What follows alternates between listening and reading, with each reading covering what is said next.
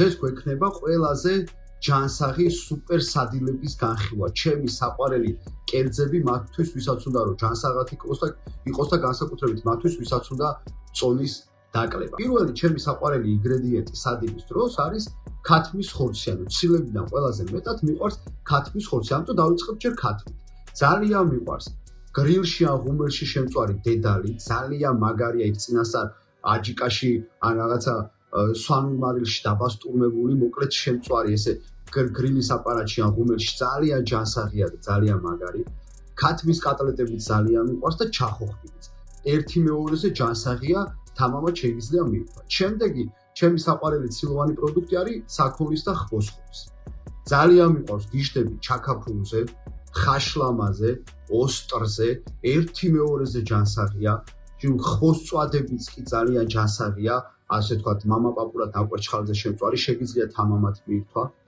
ძალიან მიყვარს ასევე თევზეული ზღვის პროდუქტები, განსაკუთრებით თევზი ქინძმარში არის, აი ყოველ დღე შემიძლია ვჭამო, ისე მიყვარს, გრილში შემწვარი თევზიც აი ესეთია, ძალიან მიყვარს, შეგიძლია თამამად მიირთვა. შემდეგ რა თქმა უნდა, ერთ-ერთი საუკეთესო პროდუქტი სადილისთვის არის კვერცხი.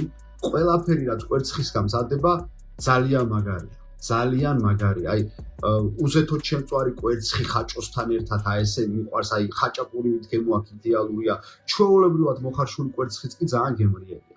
შემდეგ ეხა ვიცი მეტყვით ესეთ რამეს, რომ აი ხორცის და თევზის ფული ყველას არ აქვს და ცოტა ისეთი ბიუჯეტურიც გვიცხარია. ნუ დავიწყეთ რა თქმა უნდა, პირველი ბიუჯეტური არის კვერცხი, შემდეგ ასევე გიჟდები ჩემი საყვარელი საკვები არის ლობიო. ლობიოც არის ძალიან მაგარი. ლობიოს სალათებიც და ჩვეულებრივად ქართულად ამოვლესილი ლობიოც ძალიან სასარგებლოა. შეგიძლია მიირთვა, ჯანსაღია, მთელ ოჯახს აჭამო, 5 ლარის ლობიოს მთელი ოჯახი შეჭამს თამამად, 5-6-7 ლარის, ხო? შემდეგ ასევე ძალიან მიყვარს სოკო. სოკოს კერძები ძალიან მაგარია, განსაკუთრებით სოკოს ჩაქაფული, აი ესეთი გემრიელი და ჯანსაღი კერძია. შეგიძლიათ სოკო გამოიყენოთ. შეგიძლიათ ოსპი, მუხუდო, აი მაგალითად ოსპის კატლეტი გახდა ჩემი საყვარელი კატლეტი. რეალურად ხორცის კატლეტზე გემრიელია კარგად მომზადებული ოსპის კატლეტი. გინდათ მუხუდოს სუპი ძალიან სასარგებლოა. ამიტომ გაითვალისწინე, რომ გახდ ომისთვის საერთოდ არ არის საჭირო შიმში. უბრალოდ მნიშვნელოვანია, რომ ჯანსაღად ჭამო, მიაწოდო საჭირო ელემენტები. ეხა მე რა ჩამოვთვალე, ეს ცილოვანი კერძებია. ცილა კიდე არის ორგანიზმისთვის მთავარი საშენი მასალა.